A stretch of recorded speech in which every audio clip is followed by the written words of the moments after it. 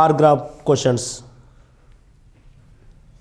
So రెండవది bar graph.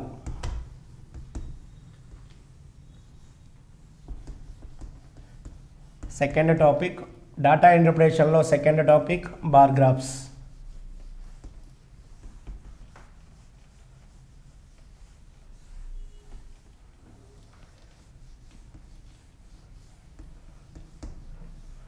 రైటా? Second topic ఏంటి?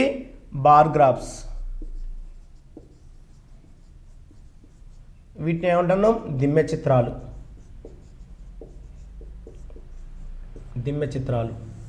సో డేటా ఇంటర్ప్రిటేషన్లో సెకండ్ టాపిక్ గురించి మాట్లాడుతున్నాం. దట్ ఈస్ బార్ గ్రాఫ్స్, దిమ్మె చిత్రాలు. సో దిమ్మె చిత్రాలకు సంబంధించినటువంటి ఫస్ట్ క్వశ్చన్ చూడండి. దిమ్మె చిత్రాలు. ఈ క్రింది రేఖాచిత్రం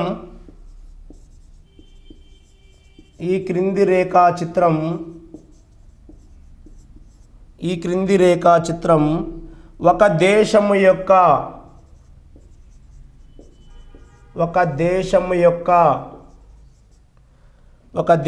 యొక్క విదేశీ మారక నిల్వలను వేల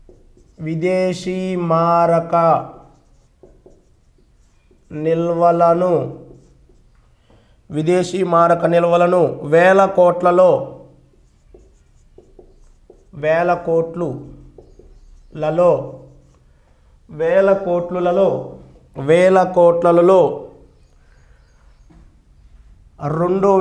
2015 నుండి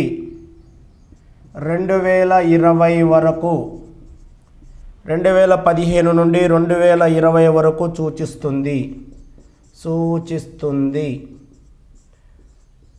ఏమంటుందండి? ఈ క్రింది రేఖాచిత్రం ఒక దేశం యొక్క విదేశీ మారక నిల్వలను వేల కోట్లలో 2015 నుండి 2020 వరకు సూచిస్తుంది అంటాడు. దీనికి సంబంధించినటువంటి డయాగ్రామ్ చూడండి. మరి బార్ గ్రాఫ్ను చూడండి, కొంచెం జాగ్రత్తగా డ్రా చేసుకోవాలి. ఇది bar graph. So X and Y యాక్సిస్ని బేస్ చేసుకొని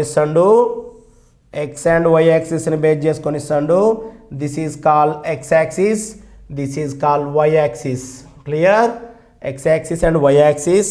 సో ఎక్స్ యాక్సిస్ మీద ఇయర్స్, ఎక్స్ యాక్సిస్ మీద సంవత్సరాలు రాసుకుంటున్నాం, వై యాక్సిస్ మీద వాటి యొక్క స్టాక్ విలువలు రాసుకుంటున్నాం, విదేశీ మారక నిల్వలని.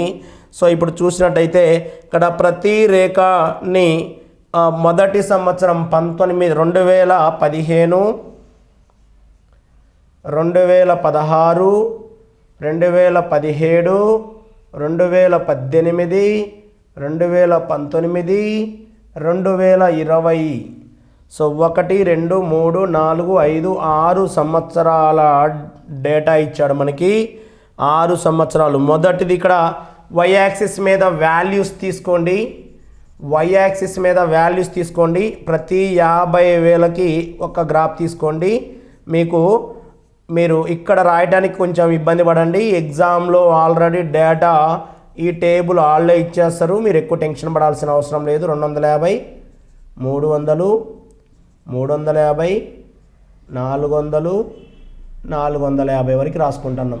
450 crores, 450,000 కోట్లు. ప్రతిదీ కూడా వేల కోట్లలో తెలియజేస్తున్నాం. రైట్. సో ఇక్కడ ఎక్స్ యాక్సిస్ మీద మారక విలువలను తెలియజేస్తున్నాం, విదేశీ మారక నిల్వలను తెలియజేస్తున్నాం.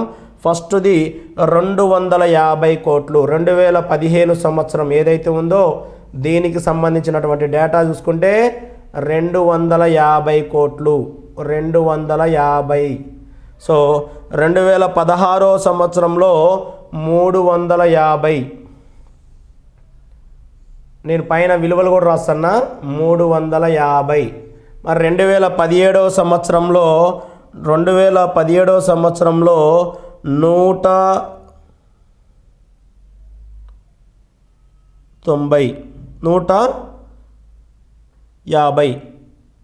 2017 సంవత్సరంలో 150. నెక్స్ట్ 2018 సంవత్సరంలో 300 అంటే ఈ ప్లేస్లో ఉంటుంది 350 కంటే తక్కువ రాయండి కొంచెం. ఇది 300. ఇది 2018 సంవత్సరం. మరి 2019 సంవత్సరంలో 400 టాప్ గేర్. ఇప్పుడున్న వాటిలలో టాప్ గేర్ టాప్ వాల్యూ 400. 350 కంటే కొంచెం పైన రాయండి 400. మరి 2000 సంవత్సరంలో 200. 250 కంటే కొంచెం చిన్న, 150 కంటే పెద్దగా ఉండాలి. సో మీరు టెన్షన్ పడాల్సిన అవసరం లేదు. ఎగ్జామ్లో ఈ గ్రాఫ్ని క్లియర్గా ఇస్తాడు. ఇదండి ఇచ్చినటువంటి విధానం. టేబుల్ చూడండి. సో ఈ విధంగా దిమ్మె చిత్రాలు ఇస్తాడు. ఇక్కడ మీరు గుర్తుపెట్టుకోవాల్సినటువంటి బేసిక్ క్వశ్చన్స్ ఏంటో చెప్తా చూడండి. ఈ దిమ్మె చిత్రాలలో ఎల్లప్పుడూ దీర్ఘచతురస్రాలను ఉపయోగిస్తాడు. ఫస్ట్ క్వశ్చన్ రాయండి. దిమ్మ చిత్రాలలో ఎల్లప్పుడూ దీర్ఘచతురస్రాలను ఉపయోగిస్తాడు. అంతేనా కదా? ఇవన్నీ దీర్ఘచతురస్రాల ఆకారంలో ఉన్నాయా లేదా? పొడవు వెడల్పులను కలిగి ఉన్నాయి కాబట్టి వీటిని దీర్ఘచతురస్రాలు అని అంటాము. రైట్. ఏమంటాడు క్వశ్చన్? దిమ్మ చిత్రాలలో వేటిని ఉపయోగిస్తారు అని అంటాడు. కాబట్టి అంటారు, మీరు ఏమంటారు ఆన్సరు? దీర్ఘచతురస్రాలను ఉపయోగిస్తాడు. ఇందో ఇచ్చేటువంటి రెండో బేసిక్ క్వశ్చన్ ఏంటో చూడండి. దీర్ఘచతురస్రాలలో లేదా దిమ్మెరేఖా చిత్రాలలోని ఏవి సమానం అని అంటాడు. దిమ్మెరేఖ చిత్రాలలో ఏవి సమానంగా ఉంటాయి అంటే దీర్ఘచతురస్రాల వెడల్పులు సమానంగా ఉంటాయి. అంటే ఇగో ఈ కొలతలు సమానంగా ఉంటుంది. ఇక్కడ ఎంత అయితే వెడల్పు ఉందో ఈ స్కోప్ కూడా అదే వెడల్పు, ఈ స్కోప్ కూడా అదే వెడల్పు, ఈ స్కోప్ కూడా అదే వెడల్పు. అంటే బ్రెడ్స్ ఈక్వల్గా ఉంటాయి. దిమ్మెరేఖ చిత్రాలలో ఏవి సమానంగా ఉంటాయి? ఆన్సర్ వెడల్పులు సమానంగా ఉంటాయి. ఫస్ట్ క్వశ్చన్ ఏంటి? దిమ్మెరేఖ చిత్రాలలో వేటిని ఉపయోగిస్తారు అంటే ఏంటిని ఉపయోగిస్తారు? దీర్ఘచతురస్రాలను ఉపయోగిస్తారు. దిమ్మెరేఖ చిత్రాలలో ఏవి సమానంగా ఉంటాయి అంటే వెడల్పులు సమానంగా ఉంటాయి. ఇవి దిమ్మెరేఖ చిత్రాలకు సంబంధించినటువంటి వెరీ బేసిక్ క్వశ్చన్స్. రైట్. ఇందులో ఫస్ట్ క్వశ్చన్ రాయండి. ఇప్పుడు ఫస్ట్ క్వశ్చన్ నెంబర్ 1. 2015 నుండి 2020 వరకు 2015 నుండి 2020 వరకు విదేశీ మారక నిల్వల సగటు ఎంత? విదేశీ మారక నిల్వల సగటు ఎంత? సగటు ఎంత అని అడుగుతానండి. 2015 నుండి 2020 వరకు విదేశీ మారక నిల్వల సగటు ఎంత అని అడుగుతాడు. అంటే ఇక్కడ నుంచి ఇక్కడ వరకు ఉన్నటువంటి కాలంలో విదేశీ మారక నిల్వల సగటు విలువ కనుక్కోమంటాడు. అంటే ఇచ్చినటువంటి విలువలన్నిటిని యాడ్ చేసి ఎన్ని ఇచ్చాడు? 1 2 3 4 5 6 బై 6 అని రాయటమే. రాసుల మొత్తము బై రాసుల సంఖ్య. దేర్ఫోర్ 250 + 350 600. ఫస్ట్ పై విలువలు కలపండి. జనరల్గా ఇక్కడ వరుస బట్టి యాడ్ చేయాలని రూల్ ఏం లేదు కదండి. సో మొత్తం సమ్ చేయటం ఇంపార్టెంట్ ఇక్కడ. కాబట్టి 250 + 350 600, 600 + 400 1000, 1013 15, ఇక్కడ 150 అంటే టోటల్గా 1650. మొత్తం సమ్ చేస్తే ఎంత వచ్చింది? 1650 బై మొత్తం 6 వాల్యూస్. వన్స్ అగైన్ 250 350 600 600 400 1000 ఎస్ 1000 + 1200 1500 అంటే 1650. సో బై 6 సింప్లిఫై చేయండి మరి. సో 3తో పోతుంది కదా, 3తో పోతుంది కదా. సో 3 2 సో 3తో పోతుంది, 2తో పోతుంది కాబట్టి 6తో కూడా పోతుంది కాండి. రైట్. 6తో కూడా పోతుంది. సో 6 2 12, 6 3 18 పోదు. 6 2 12. సో 6 2 12 పోతే 4 మిగిలింది పక్కన 5 45, 6 7 42, 6 5 30. Then average 275. అన్ని కంపెనీల సగటు 2015 నుండి 2020 వరకు విదేశీ మారక నిల్వల చిత్రం సగటు 275. ఇది first question. Then go to second question చూడండి. Second question. So problem number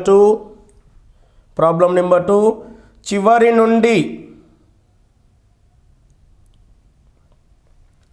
second question. చివరి 3 సంవత్సరాలు చివరి 3 సంవత్సరాల మొత్తం నిల్వలు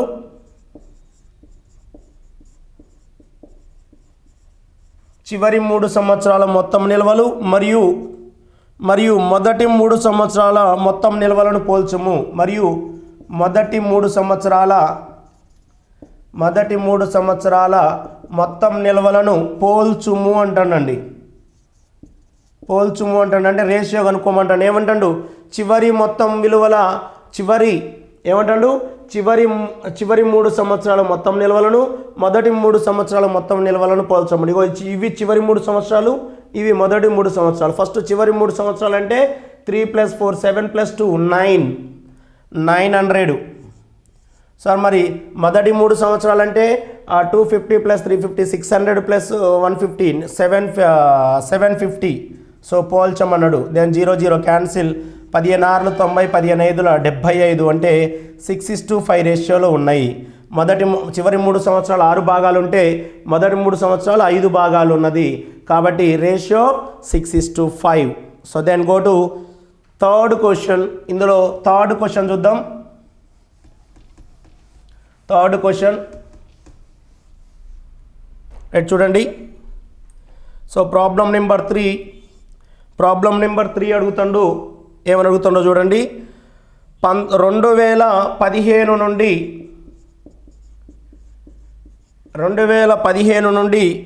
2020 వరకు 2015 నుండి 2020 వరకు సంవత్సరాలలో విదేశీ మారక నిల్వల మార్పు శాతం ఎంత? సార్ నుండి కాదండి, మరియు 2015 మరియు 2020 సంవత్సరాలలో విదేశీ మారక నిల్వల మార్పు శాతం ఎంత?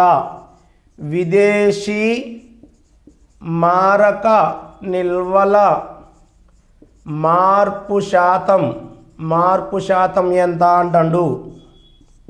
ఏమంటాడు? 2015 మరియు 2020 సంవత్సరాలలో విదేశీ మారక నిల్వల మార్పు శాతం ఎంత అంటుండు. విదేశీ మార్పు శాతం ఎంత అంటుండు. సో ఇక్కడ 2015లో 250 నమోదైందండి. 2015లో 250 నమోదైంది విదేశీ మారక విలువ.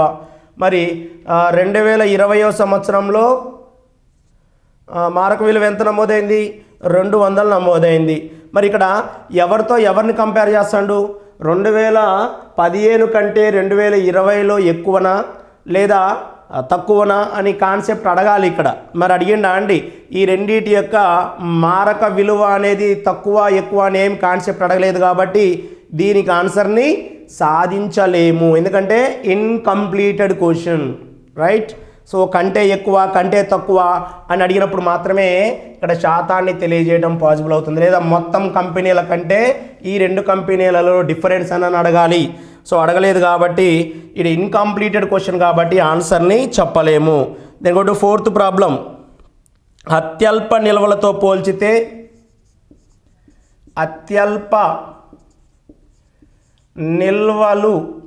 నిల్వలతో పోల్చితే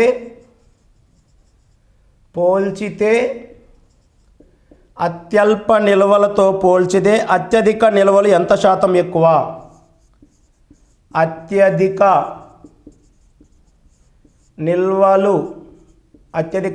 ఎంత శాతం ఎక్కువ? ఏమంటానండి? అత్యల్ప నిల్వలతో పోల్చితే అత్యధిక నిల్వలు ఎంత శాతం ఎక్కువ అంటాడు. ఇక్కడ అత్యల్ప నిల్వలు ఎక్కడ నమోదైనాయి? 2017 సంవత్సరం 150 నమోదైంది. అత్యధిక నిల్వలు ఎక్కడ నమోదైనాయి? 2019 సంవత్సరంలో నమోదైంది. సో 2017 సంవత్సరంలో అత్యల్పం 150 నమోదైంది. 2019 సంవత్సరంలో అత్యధికం 400 నమోదైంది. సో ఏమంటాడు? అత్యల్ప నిల్వలతో పోల్చితే అత్యధిక నిల్వలు ఎంత శాతం ఎక్కువ అన్నాడు. అంటే ఎంత ఎక్కువ? 250 ఎక్కువ. ఈ 250 అనేది దేనికంటే ఎక్కువ? అత్యల్పం కంటే అన్నాడు కాబట్టి బై 150. దేనితోటైతే కంపేర్ చేస్తారో దాన్ని హారంలో రాయాలి అని చెప్పేసి మనం చెప్పుకుంటున్నాం. So 0కు 0 cancel. 5 మూల 15 5 5 25. దేర్ ఫోర్ 500/3 ఇక్కడ రాస్తాను చూడండి. 500/3 సో 3 1 3 2 3 6 18 3 6 18 2/3 దేర్ఫోర్ 166 2/3% ఎక్కువ 166 2/3% అధికము.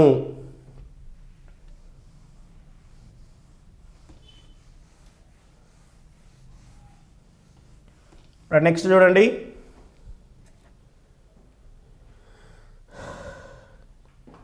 Fifth problem. ఇందులో ఫిఫ్త్ వన్ చూడండి, మొత్తం కాలంలో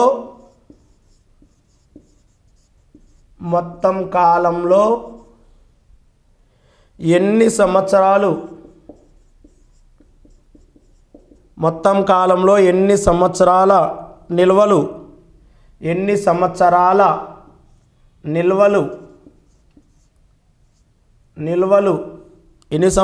నిల్వలు సగటు నిల్వ కంటే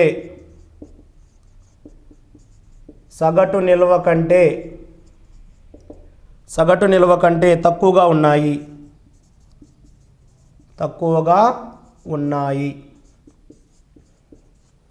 సగటు నిల్వల కంటే తక్కువగా ఉన్నాయి. ఏమంటానండి క్వశ్చను, మొత్తం కాలములలో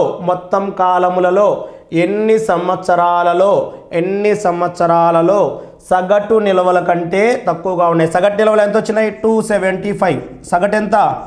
సగటు 275. మరి 275 కంటే తక్కువ నమోదైనటువంటి సంవత్సరాలు ఎన్ని ఉన్నాయి?